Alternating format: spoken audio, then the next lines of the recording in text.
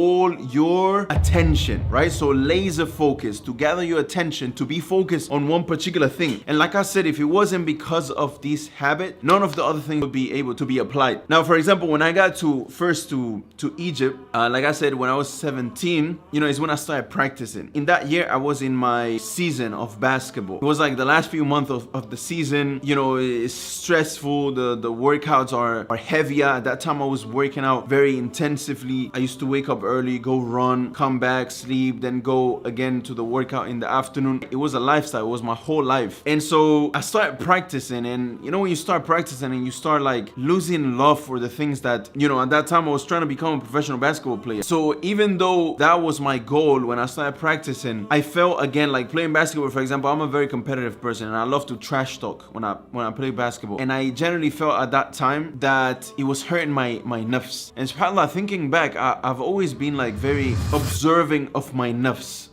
how certain things might make my nafs feel, and then I would identify patterns and find the source of those patterns and try to get rid of those things. So at that time, basketball, it was a source of that pattern, which was arrogance and wanting to fight and wanting to trash talk and things like that. So when I started practicing, I started to like feel uncomfortable going to the basketball workouts and with my team and things like that. So I started to want to learn the Arabic language. So now, long story short, I met someone who told me in the summer there's going to be an intensive 3-month program in Egypt for Arabic. So I said, okay, hey, I want to become a professional basketball player, but I'm gonna go for 3 months, learn some Arabic, and then come back. So that's what I did. I went for this program, the 3-month program. Now, first month when I got to Egypt for that 3-month program, first month I realized, because at that time, like I told you, I started practicing, right? So I was in a haram relationship. I said to her, if you don't accept Islam,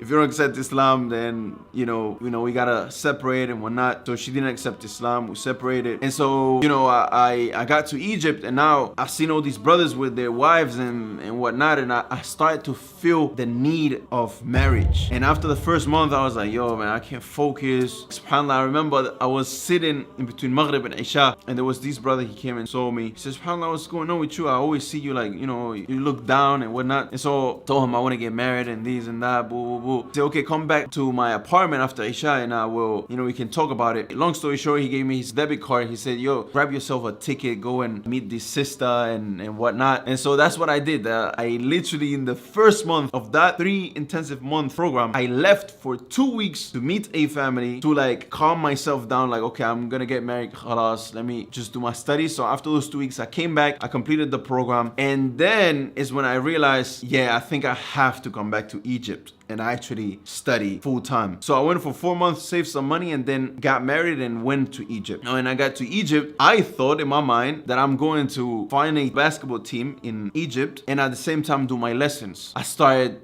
doing like long days of studies. Then at night I will have to like grab some train and go to this place and that place. I didn't have money either, so I couldn't do like taxi trips and things like that. So I was going to the train of Alexandria, and then like, you guys know how it is going out in Egypt. For those who know it, it was just like heavy on my nafs. I would go to the workout, tired. Now I have to get back home, sleep late, wake up late. Then I was like, subhanAllah, this is 2 different types of lifestyles. They just clash with each other. Becoming a professional athlete, becoming a professional student of knowledge don't go together. So that's when I decided, you know what, khalas, this is going to be my destiny, inshallah. I want to become a professional student of knowledge. At that time, that's where my mind was at. I said, khalas, that's what I'm doing. I left everything, full focus, laser focus. And at that time, everything else that wasn't learning the Arabic language and studying, it was a distraction for me. So this habit, later on, I came to realize that the scholars, they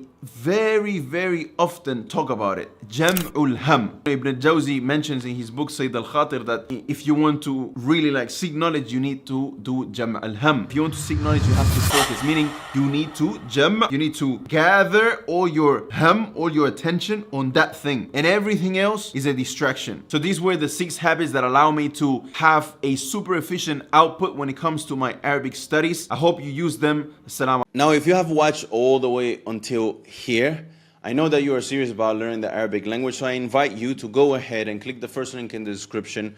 Go to our website. You will see a button that says book a qualification call.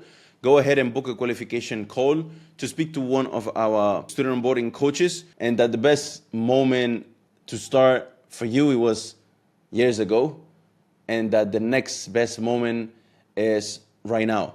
Go ahead and click the link. Inshallah, bi'idhnillah, if Allah wills it for you, I will see you on the other side. Wassalamu alaikum.